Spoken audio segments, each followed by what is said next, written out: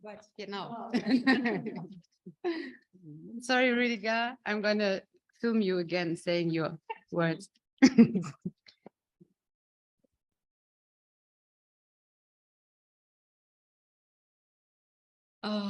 Dear guests, dear friends, I'm quite excited and quite honored to welcome you today for the Enwezor Lecture at Ivaliva House.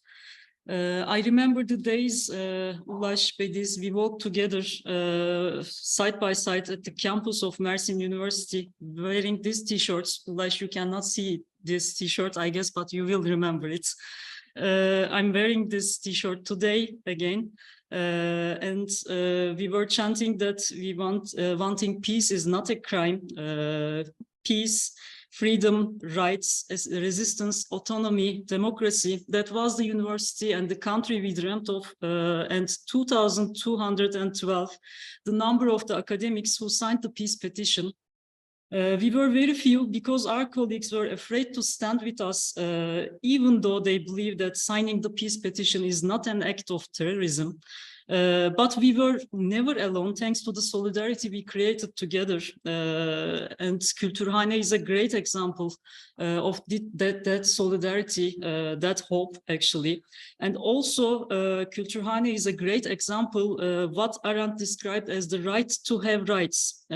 My dear colleagues, including Bediz and Ulaş, here created Kültürhane after we lost our positions at the university, claiming that the campuses are not the only spaces we can reach the public. Students, we can continue researching or creating art. And also at that very moment, we were punished with the civic debt. The government and its supporters assumed that nobody would listen to us anymore. Nobody would even see us, and we wouldn't exist in the eyes of the public anymore. But Kültürhane created a very vivid space of art, culture, resistance, research, and commons so that we can reach even more people than when we were researching and teaching at the universities. With the vivid energy of Kültürhane, which stemmed from solidarity, we exercised our rights to the public sphere to create commons after we lost our public spaces and commons in our cities. After we have been punished to civic debt, actually we all managed that with your energy. I'm very thankful for that to both of you and to other friends who are making this possible. Kültürhane is, among many other things, the solidarity and critical hope we all need. Let me finish my words also with a poem from Nazım Hikmet, like my colleague already did. The great humanity is the deck passenger on the ship, third class on the train, on foot on the causeway, the great humanity. The great humanity goes to work at 8, marries at 20, dies at 40, the great humanity. There is enough bread for all except the great humanity. It's the same for rice, for sugar, for cloth, for books. There is enough for all except the great humanity. The great humanity has no shade on his soil, no lamp on his road, no glass on his window, but the great humanity has hope. You can't live without hope. Thank you so much, and I'm giving the floor to you, Ulaş, to continue. Yeah. Thanks. Thank you very much. In fact, after the words of Nazım Hikmet, it's hard to pronounce something because everything seems to be said already by him. But let me start by thanking you for giving us this privilege. I mean, it's an honor to be pronounced side by side by Okwui Enwezor, because I mean, when I look at his life story, which did not unfortunately last long. I mean, if I'm not wrong, he was we lost him at the age of 55, so he was too young to lose. But in that relatively short time span, life long, he did enormous, unbelievable things. So it's really an honor to have this opportunity to give a lecture on his name and besides his name. So thanks a lot for giving that opportunity, offering that privilege to us. And also, it's not the first time that we feel the solidarity, the support of our colleagues, our friends in Beirut and in Germany in general. And a few weeks ago, I was there. Unfortunately, I couldn't travel once more because of the shopkeeping business that I will try to summarize briefly in the following lecture. But I mean, the idea was simple. Just we said that we will try at least to keep on doing what we used to do in the university, as Eylem underlined. We said, okay, you can take our jobs, take our salaries, dismiss us from the campus, from offices, separate us from our students and colleagues, but we will find a way to continue what we know what to do. So that was the simple idea.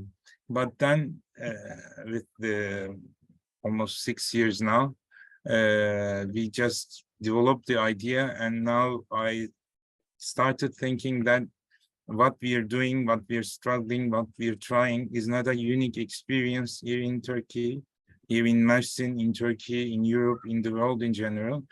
As I will try to summarize,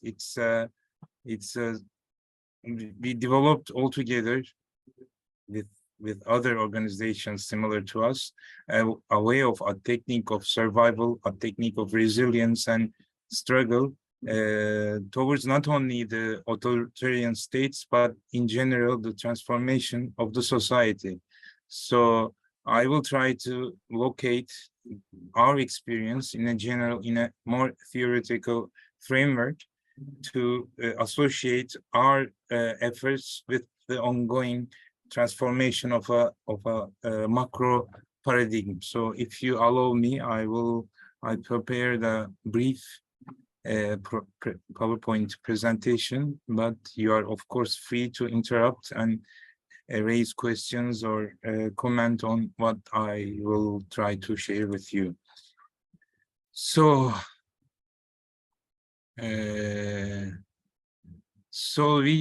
from the beginning, we tried to describe Kültürhane as a source of hope or an island of hope.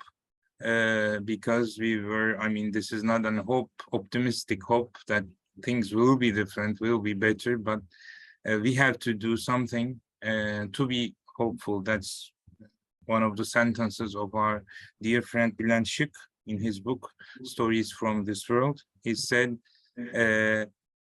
you don't do things because you're hopeful, but you're hopeful because you do things. So that's our motto. In fact, we're trying to keep up the struggle to be hopeful. We don't need hope to do things, but hope is the output of all this process. As Katerina and Eylem summarized, in fact, this is a story that began in the fall of 2017. And it was, you see on the right hand, we have the library. On the left hand, we have the cafe. So the idea was just to free the books that our dearest colleagues had to leave behind when they were leaving the country. So we freed the books from the boxes to the shelves of a library, hoping that their separation, hoping to avoid their separation with the lecturers, with the students, with their readers. But we have to have also a cafe just to finance this library. And also that cafe became a very open and free and very popular public space in which I will try to go through. We organize hundreds, maybe thousands of activities since the opening of the library. This photo was taken in the 5th anniversary of our House of Culture, and as you see, we have friends from all ages, from all professions, from all ideological, political backgrounds, and for different motivations. So that was the thing that we designed from the beginning. And I think we managed to grow that community. Now this community calls themselves as a constellation. We call it Constellation Kültürhane, like the star system. So very different stars, very different planets, satellites from very different backgrounds, and they became a community. That's a question that we always face each time we apply for a funding for a project. They ask us, what is our target group? And we try to persuade them that we don't have a target group. Instead, we are trying to grow a community by their own dynamics. So it's not that there's no community targeted by Kültürhane, but a community has risen, has grown up in Kültürhane. So these people, most of them, did not know each other beforehand and could not know each other, because I mean that's the idea of a pretext for getting together, to meeting, to keep becoming a member of a group, a community. So that was the idea, and as that's the let me briefly share with you this this short movie that we produced 2 years ago, I think, but I have to stop it and share it again with the voice. So that's a very short movie that in fact summarizes of all our story and of our ambitions. Let me try to share it again. Share sound. Yes. Yeah.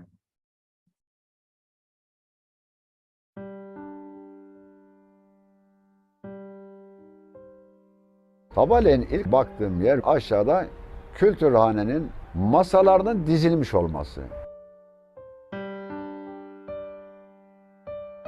Kültürhane ne yana düşer Salah Usta? Ben onu 5 gün konuşurum da.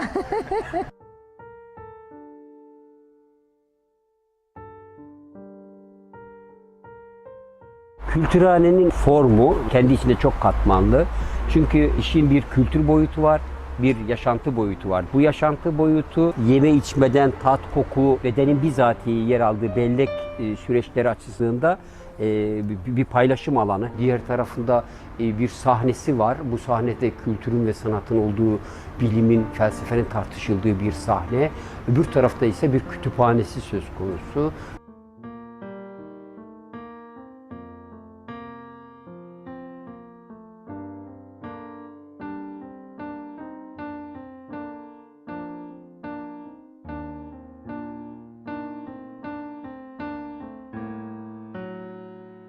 Herkesin başına her şey gelir ama sen onun karşısında ne yapıyorsun?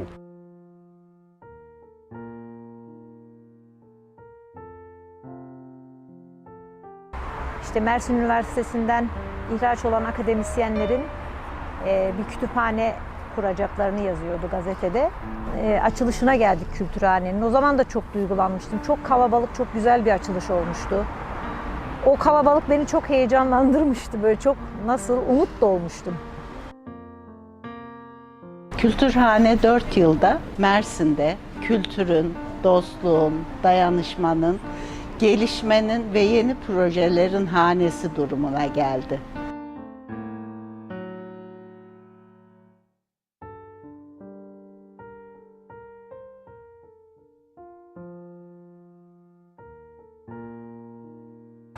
Şimdi düşünüyorum, bu 4 yılda herhalde yüzlerce söyleşi yaptık, yüzlerce film seyrettik, birbirinden güzel konserleri izledik.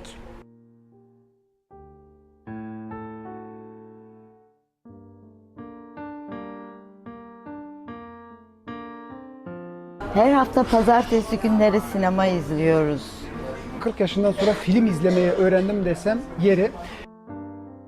Ben emekliyim örneğin ama buraya geldiğim zaman değişik kişilerle iletişime giriyorum. Ne iyi ki bir kültürhanemiz var. Ben 30 senede Mersin'de tanımadığım kadar kişiyi dostluğu Kültürhane'de tanıdım. Sağ olsun, var olsun. Sonradan şunu fark ettim, diyorum ya hani hep yanında olmak istiyorum ama aslında Kültürhane hep bizim yanımızda. Bir kere Kültürhane ile ben kamuyu öğrendim. Burada mesela biz bir gün bir arkadaşımla bir kitap almak için uğramıştık Kültürhane'ye. Nilgün Toker Hoca'nın bir etkinliği vardı. Biz ikimiz de böyle kaldık. Etkinlik bitene kadar da dinledik. Tohumdan gökyüzüne kadar her şeye dair bir hakikaten insani ve geleceğe dair bir sürü yaptığı şey var Kültürhane'nin.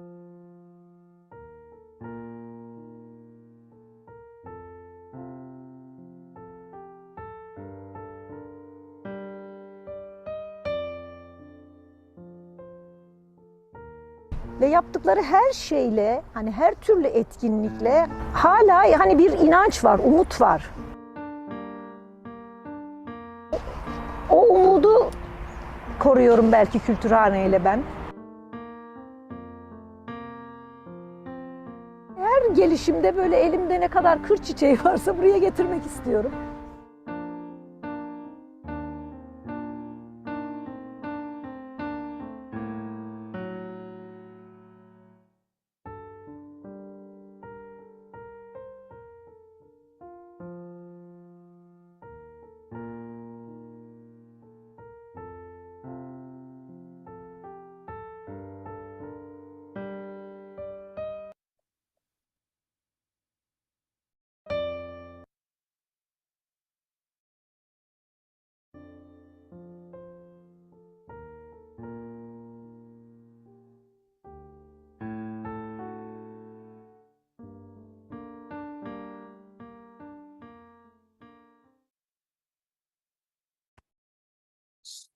So this was a short movie that we had produced for the movie festival of Garta Foundation. That's also based in South Africa, if I'm not wrong. So the movie is called, for example, Kültürhane, with referring to the last poem, giving when it's, I mean, the ability is to smell good, even if in bad times. So our ambition is to smell good and provide good odors to our surroundings. And in fact, we somehow managed to smell good. And the last example of this good good odor, let's say, was during the earthquake, as Katerina said, because that I don't know, I cannot show you that slide of the earthquake if process, but the community organized very simultaneously and started delivering aid and support to the earthquake region. So the first day we already sent a few cars of equipment, food, tents, blankets, and after the fourth day we focused on the survivors who had taken refuge in the city in Mersin. So for more than a month we provided accommodation, nutrition, equipment of hygiene, and also clothes. So that was, we did not aim that support, but automatically, simultaneously, that community got mobilized and provided relief help for the earthquake survivors. So that's the important thing. Yeah, not only, I mean, the disaster, of course, earthquake is a natural disaster, but disasters can be political, social, personal, whatever. So we understood once more that having a community, having bonds with different people is very useful, functional, even crucial during times of crisis. And when we think in more broader terms. It's not unique to the earthquake, to this region, not to the country, not to the continent, but the universe or the planet at least. It's valid. We're going through an transitional period. All the paradigms that we believe, that we referred, started to melt down, and we have to construct something new to face, to respond the needs and conditions of these new period, and we call it Age of Compost. That's, you know, you throw something in the trash can, and it becomes either toxic waste or a very fertile, fresh soil. So it's our choice. Now we're wasting all the theories, paradigms, all the rules, all our beliefs. They will become either wasteful, toxic waste, like, I mean, I will go through, we can have parallels with the waste and the melting social paradigm, but we have the chance, we still believe in the chance of transforming to this waste of the melted paradigm to a new thing, a fertile, fresh, good smelling new paradigm. So that's our idea when I go look at what we are trying to do. So that's the stages of decay. If we think in terms of biological compost process that we refer to our friend Nishinoya Aydemir, she describes the stages of decay of composting in 3 different processes. First, deoxygenation. So when the waste, the waste group loses oxygen, food becomes poisonous and releases methane gas in the air. So when in the lack of oxygen, what comes out is methane, so a toxic output. So if we, let's think this deoxygenation in a social terms, I'm more inclined to think that loss of oxygen is like loss of justice in a society. When you lose the justice, the feeling in the justice, confidence in justice, society also becomes toxic. When we come together without the justice, like the homo homini lupus, everyone fights for its own interest, for own welfare, because there is no justice system, there is no justice rules, that we become a toxic society. It's the second, in fact, it's the second stage of decay is compression. So when you get rid of oxygen in a waste, a lifeless compound becomes present. So that lifeless compound only allows very little space in soil. Without a lot of space in the soil, only organisms with short roots can survive there. So as a result, we lose diversity in the compound, in the soil. That resembles for me like like our isolation with the atomization, ghettoization of the community. Since there's no justice, we feel threatened by others, so we take refuge among people whom whom we trust. Those are kins, relatives,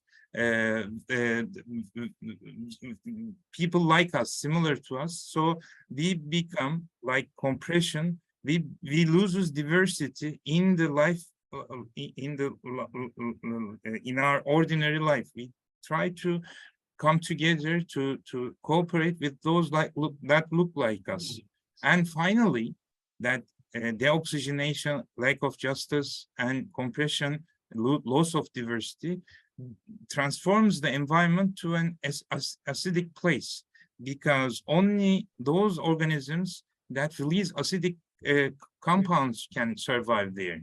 So that acidic organisms contribute to the toxication of the soil by producing toxic outputs. And that's when we think in social terms, that looks like the spreading of discrimination, the language of hate, because we are frightened, because we take refuge in people like us, and then we develop stigmas, we develop discrimination towards those others that we don't know, that we don't encounter, that we don't come along. So it's like the decay of soil in the compost process. That's the decay of society during those terrible days and difficult days. So the result in social terms, we lost civilization. We become more uncivilized because we are that social structure, that society becomes individualized, it becomes unjust, and it's dominated by the language of hate. So as a result, like Tocqueville stated in his famous book, Democracy in America, we start to establish relationships only with the people we trust, only with the people like us. So the result of this loss of civilization contribute further to the loss of civilization. We become, instead of a society, we become islands of communities, islands of tribes, let's say, ghettos in a society. Why civilization is important? Because I very appreciate the definition of Richard Sennett in this point. He says civilization is needed because it protects people from others. Also, it helps people to enjoy their life. So it's a protection and a source of joy. So with this protection and the joy, we can only live together. So it's not only civilization, it's not only those politeness, those legal sanctions, but it's the peace, in fact, the peace with others, peace with the community. So the compost, the decay, is like the loss of this feeling of security and this possibility of joy. So why? I mean, that we had to have those civilizations. I mean, that concept of civilization, because, you know, human being is in fact very weak creature. We cannot run fast, we cannot swim, we cannot fly, we cannot smell like other animals do. And so we have to develop a technique to survive in this planet, and that was the hands. We started using our hands to develop and use instruments and develop techniques to survive in this planet. But unfortunately, this technique resulted our hegemony in this planet. So we are the weakest creature, but we have become the most powerful, dominant and hegemonic creature on this time. So it's generable. A technique becomes a technology, like Stigler says. So transformation of the technique into technology, it becomes, we're not dominating the techniques, but the techniques dominates us as we experience with these technological instruments we have. We don't know phone numbers of our closest kins and relatives. We cannot find the way without that navigation. We cannot spend a minute without a mobile phone or with the computer screen. So that results, as Stigler says, that's the cognitive and emotional proletarization of the society. So he agrees with Marx with this proletarization of the worker class, but he generates it. he increases the scope of this proletarianization, and he says we are not only alienated by our instruments of production, but also we lost bonds. We are alienated from the society, from the social bonds we normally had with the nature, with the people, with the work we do. So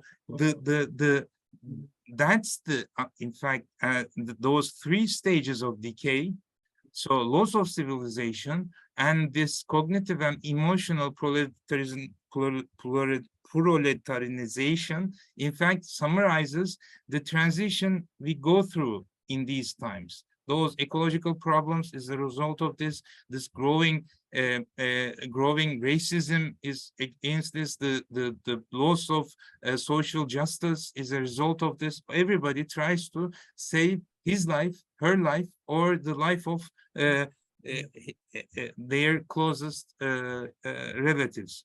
So what we need to do, it's like the transformation of the waste to a fertile soil. We have to resemble the social, like Bruno Latour puts. So society, the term social, it's not like wood, it's not like iron, it's not something specific and concrete. It's created, it's reconstituted every time, shaped by the character and actions of these actors. So our duty is to try to reassemble the social, the civilization in the Senate's terms, so that we can again live peaceful with each other. So how do we do it? There is another debate going on in philosophy, in medicine. This is the discussion about epigenetics. There, I mean, the question is that how do we think? How does the opinion, how does the idea comes out from our brain? And it's either the brain or the neuron that we have concentrated until now. But epigenetics has discovered that it's not the neuron or the brain as a whole, but the relationship, connections and relationships among them. So it's not the whole, neither the atom, but the relationship, the connections, the network of neurons that makes the birth of idea, the birth of opinion. So autopoiesis, so that every relationship, like the relationship connection of neurons, creates information. So the connection of people creates that social. So to reassemble the social, we have to adopt this perspective of epigenetics, so that we again re-understand the importance of relationship and the autopoiesis that is potentially in this relationship. This is Türker Kılıç, is a very I mean, I admire him a lot. He's a brain surgeon, but he also thinks about these epigenetics, and he, like another poem of Nazım Hikmet, it's not the forest, neither the tree, but the relationship that makes the forest, that the relationship within that ecosystem that we have to concentrate. So if we want to initiate a change, if we if we need to pursue a transition from waste to compost to soil, we have to develop those moves, those strategies that support, that develop the relationship among us, like the relationship of trees in a forest, like the relationship of neurons in our minds, in our brains. So that becomes another, makes me think of another very known theory, the Marxist theory of value. As you very well know, he states there are two values in this capitalist market system. Either there is the use value, it's something is valuable because it's useful for us, required for us, or it's the exchange value, the value that we obtain by selling it, by making it a commodity. So this is the use and exchange value. So I just tried to propose a third value in this theory of value. It's the share value. It's not because it's useful for us. It's not because we gain money from us thanks to it, but also what about thinking about the share value? Something is valuable because it's shared, not because it worths money, or not because it's very functional and useful at the moment, but because it supports us, it facilitates, it encourages to be together. So let's think about all our relationship with the system, with the society, with the environment, with the society on these terms of share value. What is valuable becomes what is shared. So what is shared is valuable in these terms.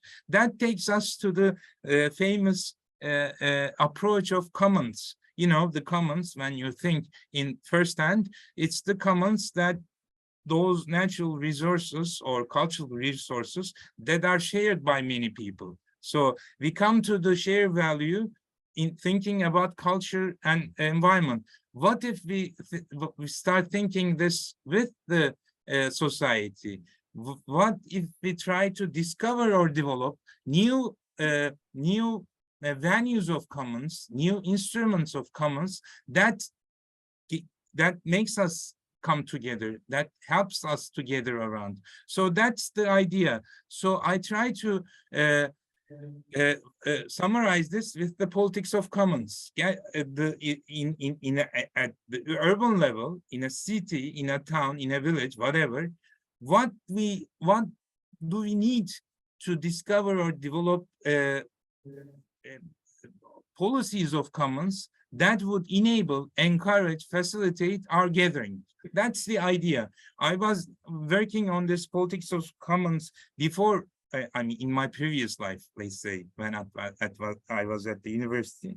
Then Kültürhane gave us a chance to practice this politics of commons. So you can see Kültürhane, or what we try to do here, is to play with this politics of commons and very modestly try to develop new strategies, new practices that are valuable in reference to politics of such commons.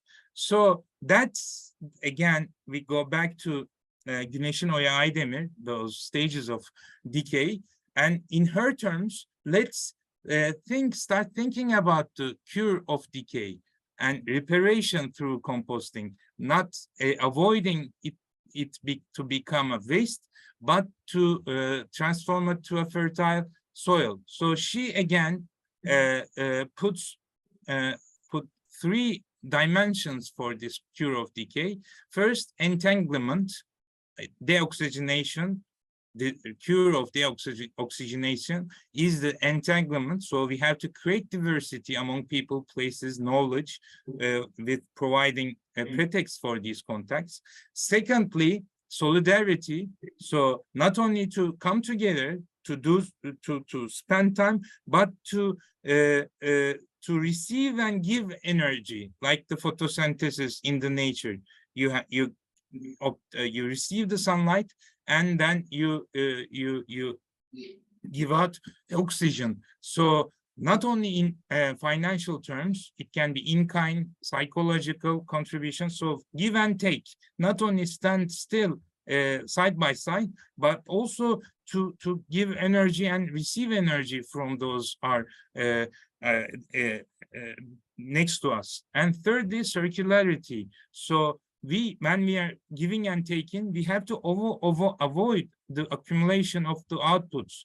I mean, we don't accumulate, a tree does not accumulate oxygen, but we accumulate money, instruments, materials. So what about, again, it's the share value. It's not because we are gaining a lot of money, but because it's circulating with different commerciants, with different groups. So degrowth on the one hand, so we have to avoid those the ideology of growth, more money, more places, more space, but also to share it with the others in this time. So how do we common then? How do we common? How do we realize this politics of commons? I try to summarize again with 4 dimensions. It's normally in Turkish. I play with the prefix hem. Hem is like the come in English. So I know that it's not accurate, these titles, but I will try to clarify what I mean. So the first stage is commemorate. It's the first, this relationship with the place we live in, because we're more or less like tourists. We come, we spend time, but we don't know the history. We don't know the past of the place we live. So that avoids the sense of feeling of appartenance. We don't belong to a place. We are like just tourists in a hotel house with the venues we use. So in Kültürhane, we try to support this sense of belonging to the place by doing different things. Those 2 maps above the slide, they are the walking tours in Mersin. One is the old center, the other is the old commercial custom venue. So we gathered information. We located places that we can share that information with the walkers, with the tourists, and we published it as a map, as a digital tool, and also, as you see, there are the square codes that you can use your phone to listen to that information. So there are two maps, walking maps, that renders the past visible for the present fellow townspeople. Secondly, for example, that was during the pandemic, we started a digital encyclopedia. That's Mersin Wikipedia, you see below. It's again, that was the constellation that contributed to this. We gave them usernames, and everyone shared their information about the people, about the events, about the places, and about the institutions of this place. So now there is a growing urban encyclopedia on Mersin, not only the serious, very formal history, but also those people who passed by and who just touched you with the building, with the institution, with the success they did. So we're trying to render the past of Mersin, which is not a very old city, unlike Beirut. It's on 150 years old, this city, but nevertheless, it has a past, it has a history that we need to remember, we need to commemorate. So that's the first. If we know the place we live, we develop a different kind of relationship with the place. Secondly, collocate. That was it was in the movie, for example, Kültürhane. But as you saw in the movie, we organized maybe thousands of activities in a very large scope of themes: sports, literature, movies, music, agriculture, ecology, even motorcycle driving, sailing, all kinds of themes that may interest some of our neighbors, some of our fellowsmen. So that's the idea. We created pretexts for people to come together. It's not that yes, there are people who watches the movie and leaves the place, but we saw that there is a community growing with these contacts, with these encounters. Now, those people who just came here to listen to a concert, to watch a movie, just to listen to a professor, lecturer, but then stayed there and developed the relationship with the others. So now we have a community from different backgrounds. Thirdly, cognize. I mean, this is not only the history. Sometimes, because of the problems of media in Turkey, we even cannot access. We don't even have access to the information on the actuality. We don't know what's going on in the city, in the country, because very restricted, very press. So we try to share the knowledge about today. So those two posters, in fact, there are three. They produce three documentaries. One on the organic agriculture, I mean the fair trade. The second one, in which Bediz was one of the leading roles in this movie, In the Shadow of Apartments. That was an urban gardening or urban agriculture experience. And finally, we didn't yet publish it, but we produced a documentary on the graveyard of Mersin. It's very special. It's very special because it's one of the few graveyards in which all the religions lay together side by side. So there are Christians, Jews, Muslims in the same graveyard. So we tried to build a documentary on this graveyard to underline the importance of living together, this multicultural cosmopolitan place where we live. And also, finally, I mean, we also for a long, we don't do it anymore, but we had on right, we had a Facebook Facebook event weekly that we discuss the actuality of Mersin, what happens in municipalities, in the neighborhoods. So that was like the news of the city, weekly news. And finally, for a year, we published menu fanzine.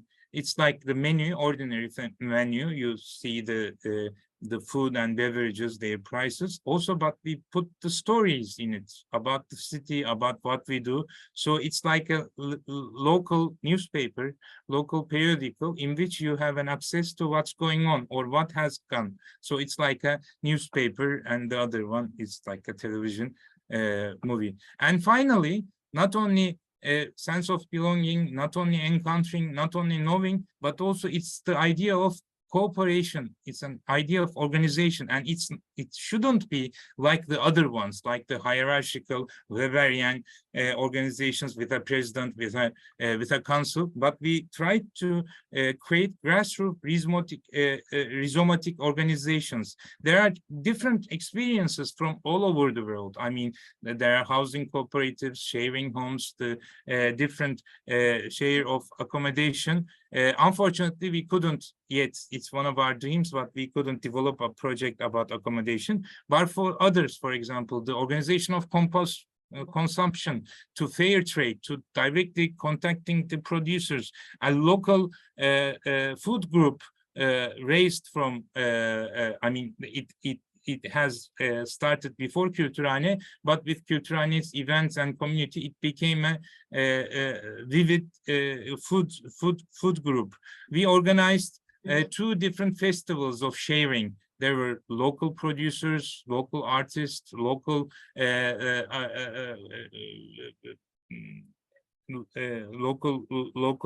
choros. So we organized 2 different festivals in the markets, public market, just in front of Kültürhane. Other sports is important. I mean, that sports, not only that's for losing calorie to play to that's ambitious, but also sports is also a pretext for coming together. The photo you see on the left hand, it's a photo taken after one of our sports activities. We do it twice a week. We play basketball, and then afterwards we sit together, we chat, we drink beer, and a lot of ideas concerning our own relationships and also the future of Kültürhane was born during these post after parties of basketball matches. So sports is important. It invites people, and then it creates the pretext for discussing other things. Another one, circularity. It's Kültürhane. Yes, it's now it's a foundation, but also a business. I mean, it's a private company, but never tried to gain money. We tried to support the local producers. We support the idea of exchanging and borrowing. So, for example, on your left, you see a food food box that we used during the pandemic because the cafe was closed. But we were just we knew that there are things that we could do, so we started cooking, and that cooking we bought all the ingredients from those local producers or local markets. We used no plastic, so that was the idea of the food box, and also we used, and Bediz used the waste of these production in her garden. So it was also there we distributed those lunch boxes, we sold them, but also people bought boxes for others in need. So we distributed these food boxes without any money to Syrians, to Iranians, to homeless people around us. So that's why the slogan of the campaign was, this is not a lunchbox, like it is not a pipe. So we said there are more than food in this lunchbox. So we try to play with this idea of circularity. So I won't translate it. This is I have the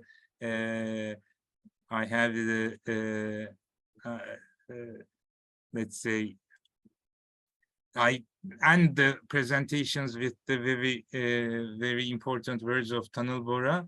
In fact, despite everything, despite everything, it's not just just a sentence of relief, but also a source of resilience and hope. That's what I began. I end this. So, and now. What next? I will just end with this. This is our dream. That is, we hope that it will come true at the end of this fall.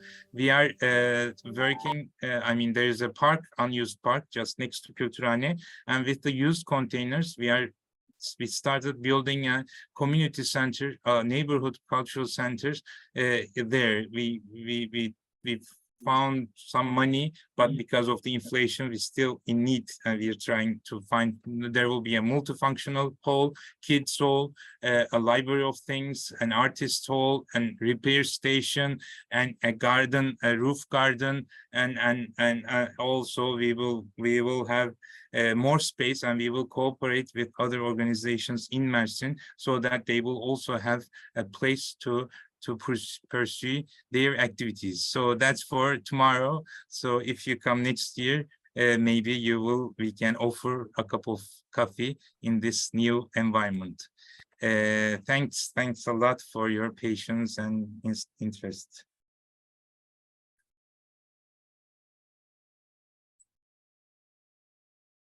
Thank you so much, Ulaş, for sharing all the ideas, the thoughts, the philosophy of being common behind the work you do. I would love to invite Bediz now to come join us for a discussion. And Ulaş, if you want to, you can stay, you can discuss with us. I'm going to rearrange a little bit. I welcome, warmly.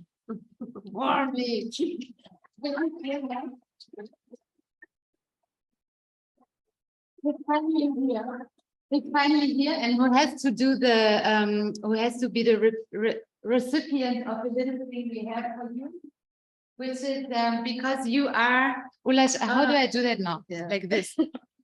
Please, smokers also watch, We have our dear friend Emeka Adams, who's a friend of Iwali House, who did amazing artworks like this one.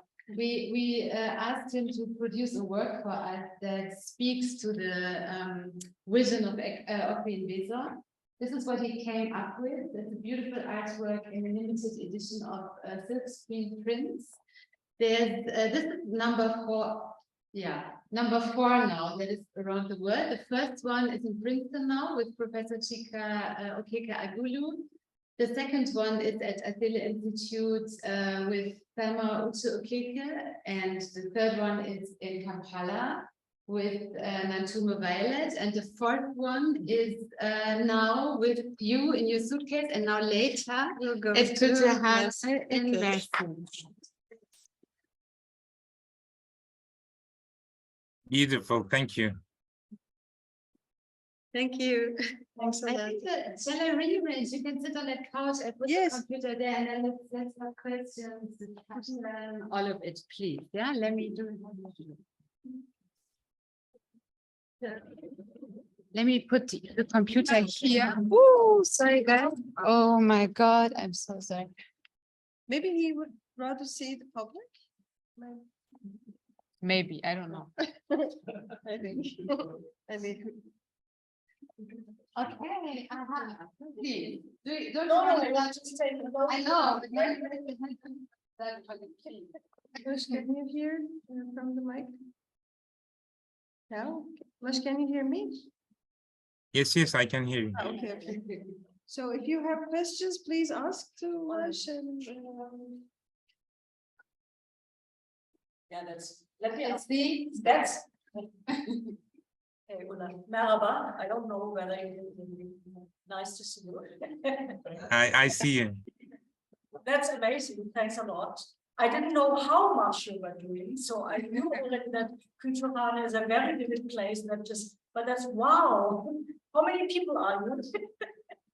And yeah, I don't know. I want to come immediately. I will come in October. You're welcome every time. Always. How many people are you? Maybe you can tell us a bit more about the group and how you organize that, whether that is or. No, he will. Yeah. I mean that's a very difficult question. We don't know the exact number because I mean this is not an association that people come. The same people come to every activity. So it's always changing. I mean. Downstairs, meanwhile I was presenting, there was a concert diffusion. We diffused the Paris concert of Deep Purple. So people that is interested in their music came. Some of them don't come until another concert, but some of them stay. I mean, during the concert, one of our friends came and said, why don't we organize weekend walking tours close to in our proximity. So he will be the responsible of those walking tours. And Reha, another friend of us, was preparing the cocktail for tonight. Another one is doing the production of the movie. So there are a lot of people coming, ad hoc coming, doing something, and then we don't see them for a period of time. And but they come back, and so it's a changing environment, and that's important because I mean people come. People do things, bring their potential, their abilities, their knowledge, their dreams. So that's why it's a changing dynamic organization. We are not among ourselves because everybody comes, contributes something, sometimes leaves, sometimes stays longer. But it's I think the constellation. I mean, there's a WhatsApp group called Constellation Kültürhane, and there are 50 people active in taking responsibilities in different organizations. But in case of emergency, during, for example, the earthquake, we had hundreds of people either driving to deliver the equipment, or finding houses, or organizing the storehouse, or taking going back and forth to earthquake region. People that we never met until that time, but they knew us and they came here to deliver that help. But I don't have an exact number. It changes every time, like the Euro Turkish lira parity. I mean, so it's getting more.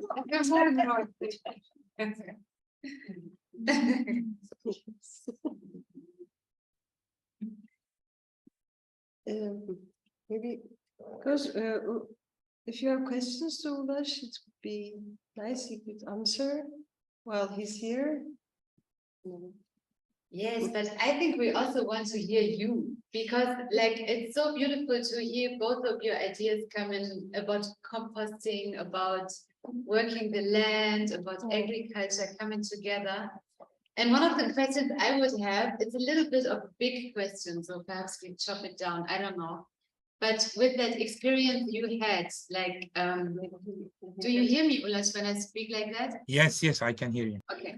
Like with the experiences you had with your enforced leaving the university, your workspace, your care for your students, yeah, having to leave all of that quite abruptly behind, and finding new ways to work with one another. How, like all of the things you discovered, you founded, you established. Is there anything you miss about the old university? Also, is there anything that the university that still exists, like the university here, for example, can learn from the new ways you found to do academia outside of academia? I don't know, is it like a big thing, but perhaps it's also very small. I think we can answer. Ulaş, do you prefer to answer first? Why don't you start and then? I like that. Okay. In fact, the idea of university was already quite lost in our minds. I mean, talking personally, before already we were expelled because of the government in Turkey had already started the pressure in the university. So we, I can say that we were already feeling a bit out of context already when we were there. So maybe we had the chance to have other interest areas or other thoughts outside of the university. So we were already thinking out of the box in a way, and through all these years, we witnessed, and Kültürhane is one of the examples of it. The creation or the generation, the appearance of very different spaces, groups of people or spaces, or some struggles throughout the country, very valuable ones, who produce academic, semi-academic, or some, I don't know, para-academic things, and representing what the real university should be. And they do exist in the current Turkey. There are not one or two, there are many. Some are small, some are big, but there are great efforts to create, to produce outside university. So maybe one day, it will not happen immediately, but if one day all of us go back, or all of very honorable people who are in prison now are out of prison, Turkey will change and the universities will forcibly change, then we will have the university in our heads. But now we are all doing things that we want to do outside of the university, and we don't belong to the actual university. That's what I think. Ulaş, what do you say? I agree. Yeah, I mean, both of us, Bediz, and neither Bediz nor me, we had the ideal of university. We didn't idealize it. So that's why we had connections out of the campus with the civil works, with other projects we had carried out. That was how Kültürhane was possible, because when we started this adventure, we already knew people in civil society, in the community. That's something very important, because we were not we didn't see it university as the relationship with knowledge students and other colleagues. We always had the idea of doing something for the community, not in an hierarchical position, not to form them, not to educate them, but also to interact with the society. That was important because it was the early period of our dismissal. It was after the petition, but before the failed state coup. I was invited for a talk in a bookshop in Mersin, and I said, please support us, because I mean this will start in the university, but it will spread to the city in general, because Mersin is a democratic secular city, and this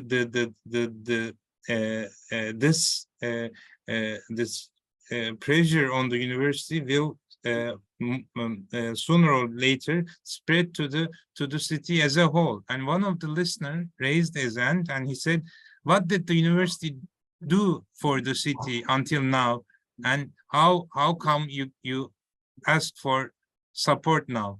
Did you support us as a city, the university? Did the university support the city until now?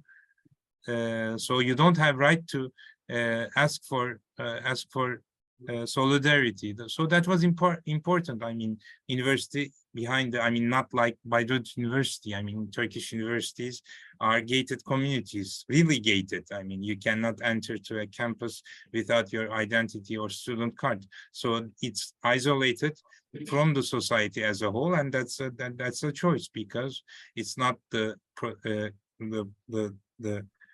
production of knowledge, opposition, but also the reproduction of what the state favors. So there is nothing that I miss from the university. I think that's why, in fact, unlike the justice sent me back to the university, but I don't go there, and I don't know how I will manage to start to be again an academician. So in short, I don't miss the university. In fact, I mean, in this transitional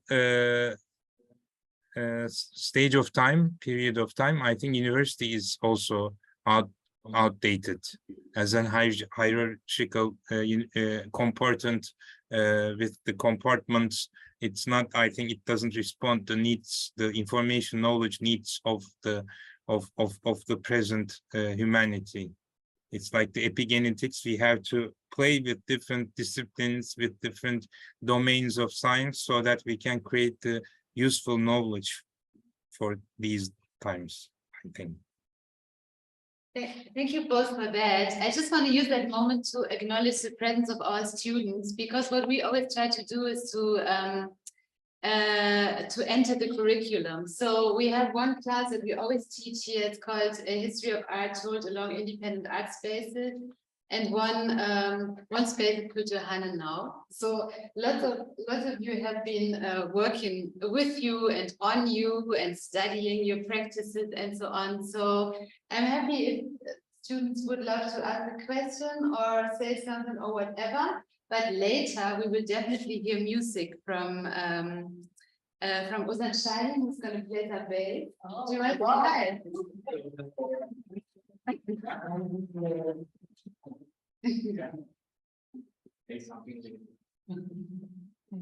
Okay, somebody would you like to say? Somebody else? Can I ask? Of course, please. Huh? I would like to later. Oh, okay, sorry. Yeah, sorry, I didn't see that. So thank you for this amazing presentation and all the work you're doing. It's very inspiring and very beautiful. Specifically, if you see Turkey from the outside, it's good to know that these kind of things are happening. I was wondering if you could tell us something about, because you said we have people from all kinds of backgrounds, political backgrounds, and so on coming together and working actually this kind of like community building and changing the society. But also in Turkey, political perspectives and positions and so on are very like, it's a battlefield basically, right? So how are you dealing with that? What's happening there? Is it like I can imagine that they're like very different positions, very different backgrounds. So how is it working, or how do you make it work? I mean, that's a question that we also ask to ourselves. Can you start again, because there was a cut in the Okay. Now we hear you. That's a question that we also ask to ourselves. I mean, in this period of oppression, how come we survived since 6 years? That we have some clues for that. First, it's not unique to us. Culture, arts is still a space with a relative freedom, let's say, because I mean the government does not understand this what we've been doing, because they are not, I mean, they are oppression. They know how to pressure, oppress people, but they don't know what culture means.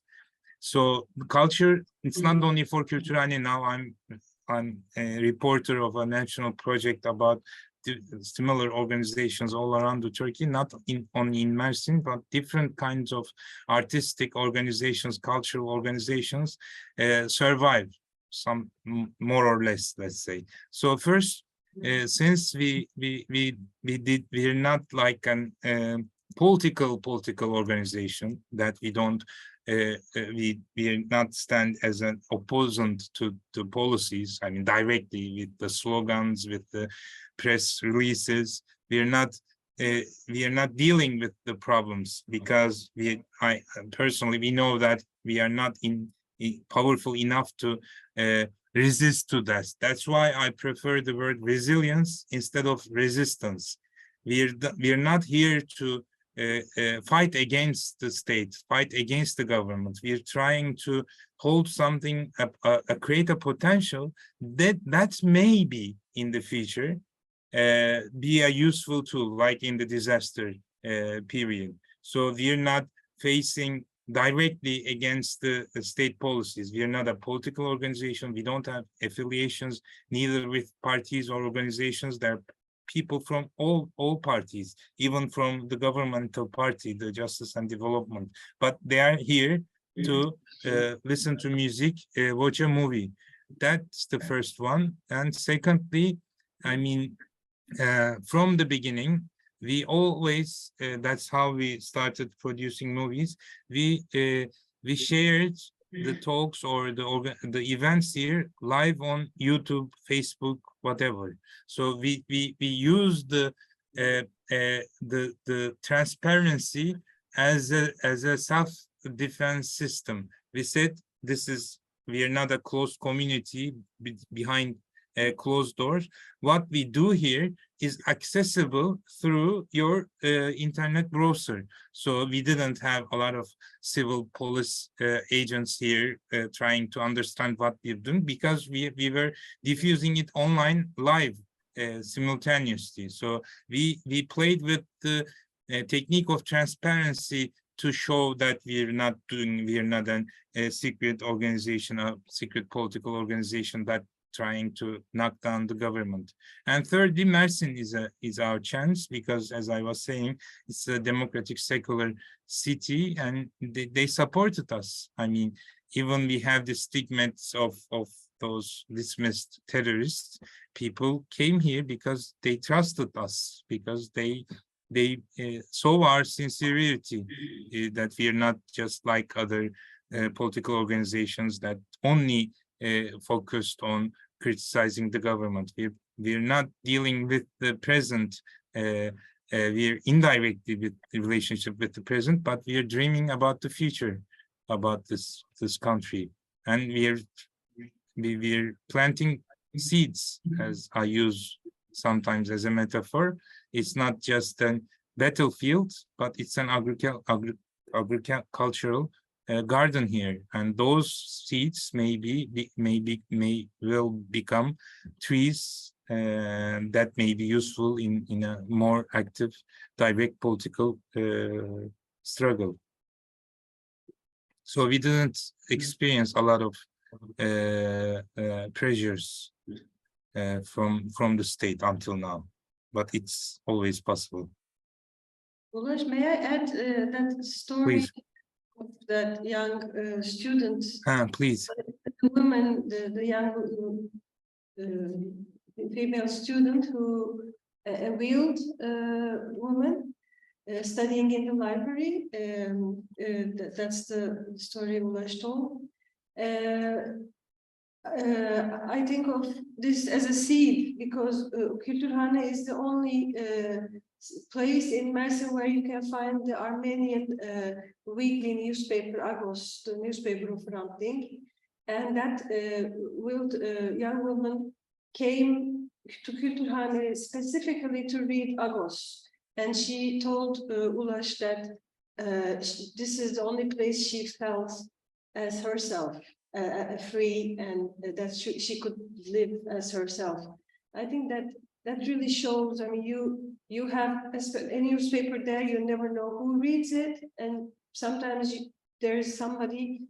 Maybe you won't expect that person to read it, but when you make it possible, make it accessible, when this openness helps that these people to find their own path. Beautiful sight.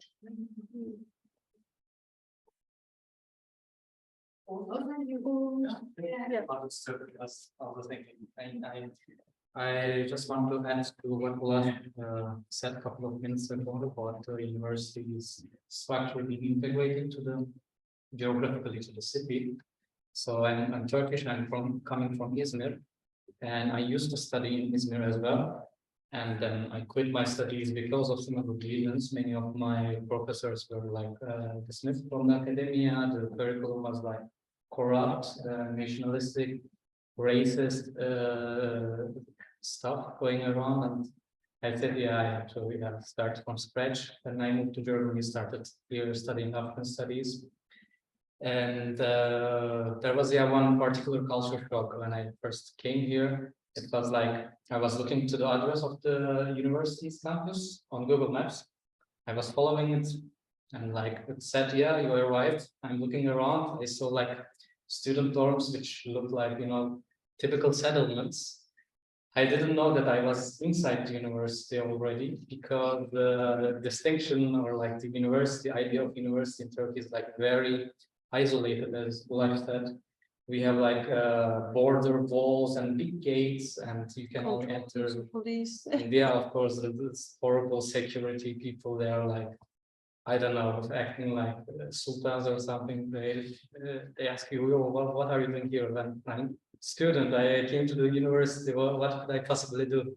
I just want to enter and spend time. I don't know, attend lectures, but it's like always a different atmosphere. It's literally a big gate and isolated from the society, and at that point I can understand that it's also making the university idolized as an elite thing, specifically in Turkey. I think it's also elite in Europe, in Western world as well, but it's less visible than Turkey. That's what I wanted to add extra as like my cultural shocks. Thank you. Thanks for sharing. Thanks a lot.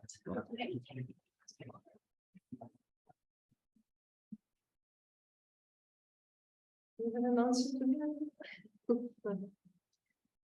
Yeah. I've more comment maybe.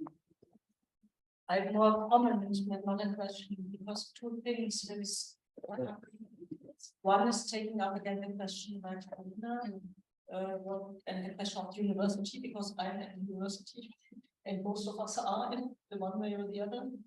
So your example shows at least that it's important to do meaningful things if we are in university. Meaningful things to society. That's one very small seed I would take from that. And the other thing is, what struck me even more is that you spoke in the beginning, Ulaş, saying you don't need hope to become active, but you have to become active to become whole. And that you showed very convincingly, and I'm actually really touched. I mean, you know that I'm following the situation since long years, and I'm always struck again and very touched to see the hope you are rising. And AM spoke about social death in a way. The dismissal was meant for your social death, and what you're showing by these practices is seeds of social life. Yeah, and that's still very amazing that we here, in a situation which just has also political problems, really, with racism and so on, but we're still in a very comfortable position compared to authoritarian countries like Turkey, and that we from you can learn this perspective on to hope and to become active, and via activity become hope. So that's not a question, it's just a comment that's always touching me. And again, I know that already, but hearing that again, yeah, thanks a lot for that.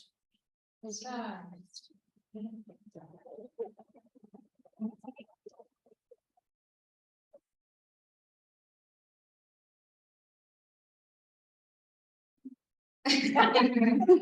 hard. Everybody's thinking and like, and also you must be tired because you did a whole garden today. Perhaps share with us like because I think like we had some very metaphorical moments today. There were, I don't know if you realize that there used to be 2 olive trees outside of Iwaliba house. If you come in, Bedi said in shock that it's very hard to kill an olive tree, but apparently we managed. I don't know, just we can talk about the day a bit, because the metaphors we used in the garden, thanks to our dear gardener and resident Sabine Lin as well. We have a new former gardener and resident from now. No, it's serious, it's serious. It's a serious thing. I don't know, perhaps we can talk about this, and also because one of our students, Jubilian, who had to leave now, she came with 2 plants. Because yesterday we said, always when you come to Iwaliba house now, I mean, not, you don't have to do it always, but like once tonight or tomorrow we have our Sommerfest. If you want to bring a little plant, like something you wish to see grow at Iwaliba house, not because of Iwaliba house, but because of the space it can be for other people, bring it. And we plant it and we will take care of it. And Jubilian brought 2 plants just now. She had to leave now, they're there. But perhaps let's talk about the garden a tiny bit and the idea of a garden. Okay, very briefly. We had this idea of making a garden, a very diversified garden, representing what Iwaliba house is representing, with very different origins coming together and becoming something else together, as in that poem. I mean, there's no tree can live alone. In fact, no tree can. They need a forest. They need a community, and the plants are like this. They need a whole garden to become what they are. And the best garden is a garden where you have many different plants. And that's why we wanted to have, for example, okra seeds for Africa.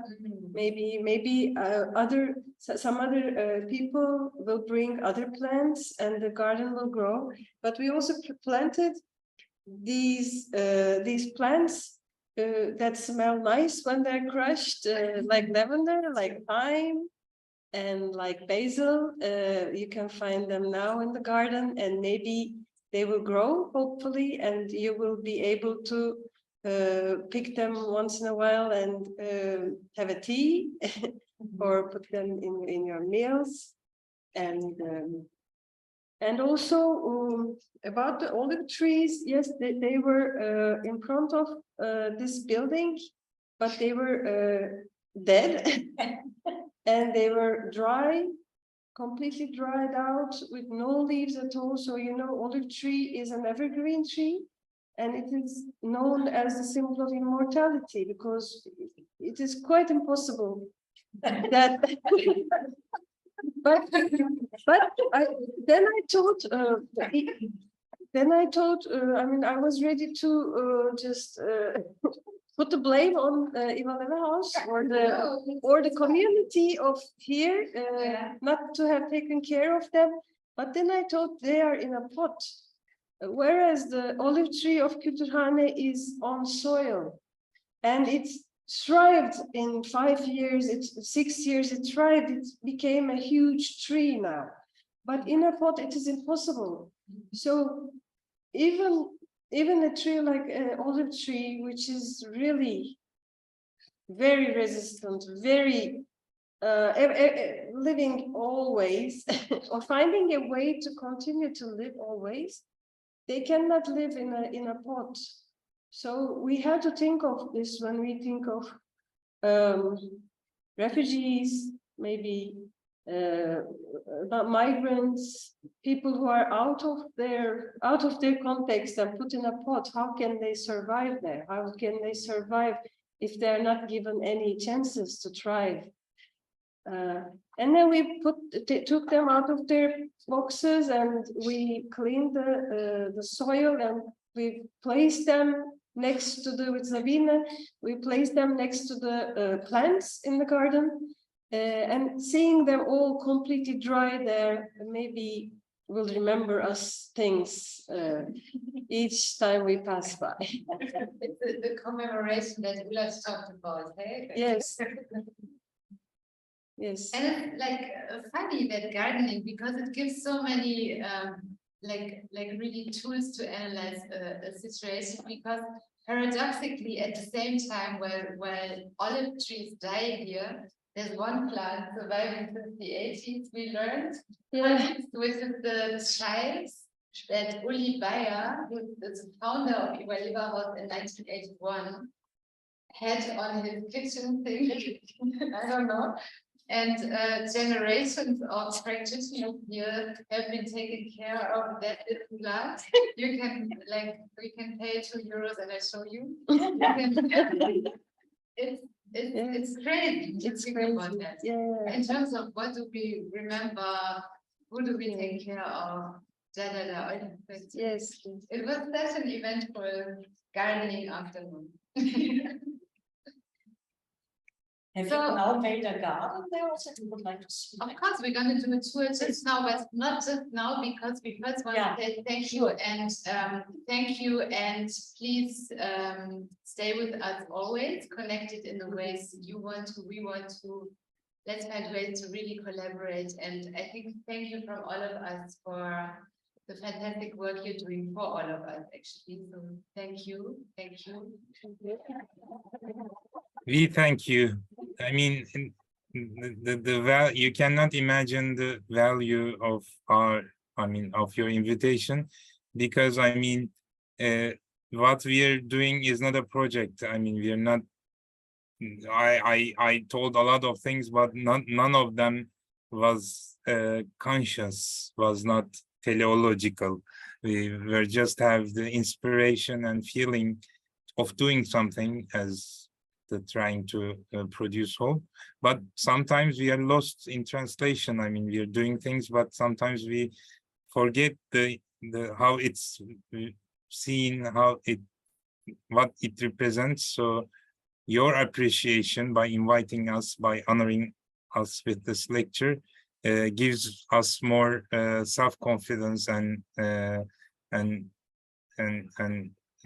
we convince ourselves to keep up the work. Thanks a lot. We're happy to. Now what we want to do is to listen to Ozan play. Please, we would love to hear you. We want to hang out. We want to discuss. Sorry, people on Zoom, we're going to leave you now. But I'm happy that our colleagues from the University of Pretoria, who we have a relation with as well, I'm happy that Nicola showed up. Some of the students showed up. So thank you for that, because we want to grow our relation as well. And thank you. We're going to close the Zoom now. Hang out, have some drinks, have music by Ozan, and then do a little garden tour.